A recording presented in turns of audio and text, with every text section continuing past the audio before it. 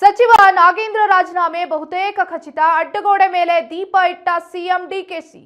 ನಮ್ಮ ಪಕ್ಷದಲ್ಲಿ ಎಲ್ಲರೂ ಶಿಸ್ತಿನ ಸಿಪಾಯಿಗಳು, ಎಲ್ಲಾ ಶಾಸಕರು ಮಂತ್ರಿಗಳು ಶಿಸ್ತಿನ ಸಿಪಾಯಿಗಳು.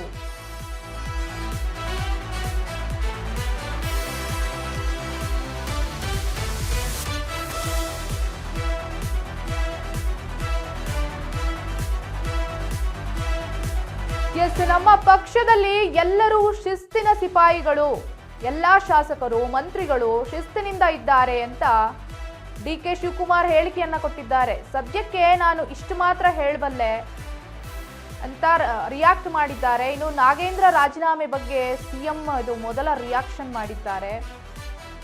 ಆದ್ರೆ ಸಿಎಂ ಮಾತಲ್ಲೇ ಒಂದು ಮುನ್ಸೂಚನೆ ಕಾಣಿಸ್ತಿದೆ. ಅಂದ್ರೆ ಬೇರೆ ಶಾಸಕರು ಮಂತ್ರಿಗಳೆಲ್ಲ ಶಿಸ್ತಿನ ಸಿಪಾಯಿಗಳಾದ್ರೆ ನಾಗೇಂದ್ರ ಹಗರಣ ಇದೆಯಲ್ವಾ, ಆ ಕಾರಣಕ್ಕೆ ಇವರು ರಾಜೀನಾಮೆಯನ್ನ ಕೊಡೋದೇ ಸೂಕ್ತ ಅನ್ನುವಂತ ಅರ್ಥದಲ್ಲಿ ಹೇಳಿದ್ದಾರಾ, ಅಥವಾ ನಮ್ಮ ಪಕ್ಷದಲ್ಲಿ ಆ ರೀತಿಯಾದ ಭ್ರಷ್ಟರು ಯಾರು ಇಲ್ಲ, ಎಲ್ಲ ಶಾಸಕರು ಮಂತ್ರಿಗಳು ಶಿಸ್ತಾಗಿದ್ದಾರೆ ಅಂತ clarity ಕೊಟ್ಟಿದ್ದಾರಾ?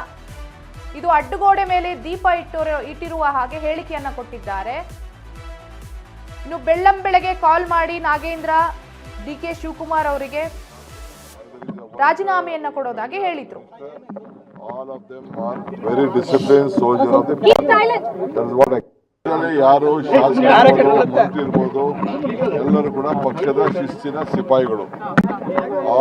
All those who are in the party, either is a worker or a MLA or a minister, all of them are very disciplined soldiers of the party. That's what ಯಾರು ಶಾಸಕರು ಮಂತ್ರಿ ಇರ್ಬೋದು, ಎಲ್ಲರೂ ಕೂಡ ಪಕ್ಷದ ಶಿಸ್ತಿನ ಸಿಪಾಯಿಗಳು.